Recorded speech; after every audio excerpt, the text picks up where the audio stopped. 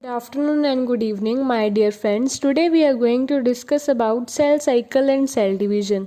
We know that giant organisms also develop from a single cell. There are many organisms which are unicellular, but cell is the basic structural and functional unit of life. Today we are going to discuss about the basic processes in cell reproduction. These are cell growth and cell division. These both constitute the cell cycle, which is important for our cell growth and division of our cells. So firstly we learn what is cell cycle.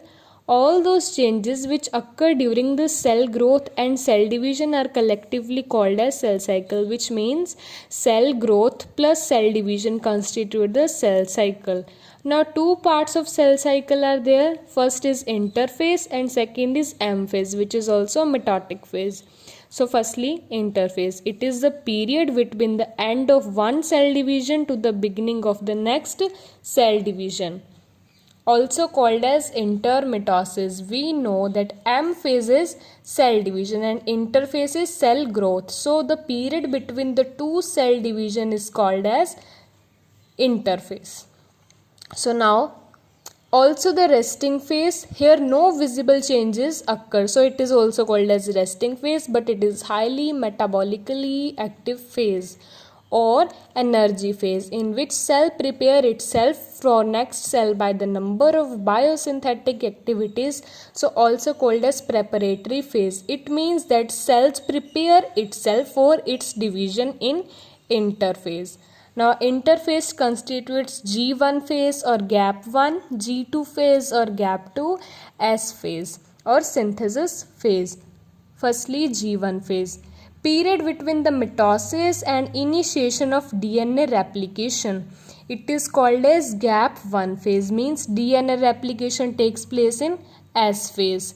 So period between the S phase and M phase is called as G1 phase. Here no DNA replication takes place, only it is the period between the mitosis and the initiation of DNA replication. G2 phase or gap 2 phase, phase between S and M phase, it is called as G2 phase. Damaged DNA are repaired. Here also no DNA replication takes place. DNA replicates only in S phase. Between G1 and G2, DNA replicates in this phase. We will understand through this cycle. Here it is G1 phase, then S phase, G2 phase, prophase, metaphase, anaphase and telophase. These four are included in M phase,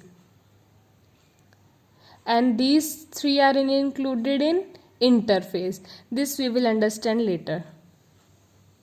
So now M phase, it is also called as mitotic phase or D phase. It involves the separation of sister chromatids and redistribution into daughter cells. It constitutes two phases, karyokinesis and cytokinesis. This we will understand later.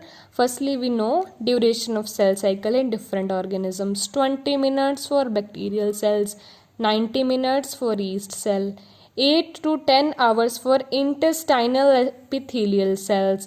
We know cells also divide in our body, so intestinal epithelial cells have 8 to 10 hours for their cell cycle, 20 hours for onion root tip, 24 hours for human cells in culture medium. If human cells are kept, then they only require 24 hours. So now regulation of cell cycle. Stage of regulation of cell cycle is G1 phase. It may start a new cycle, enter S phase. It may be arrested at a specific point of G1 phase. It may stop division and enter G0 stage, also called the stage of arrested condition. Now stage of regulation of cell cycle is G1 phase. After crossing the G1 phase, it may enter the S phase and start its division.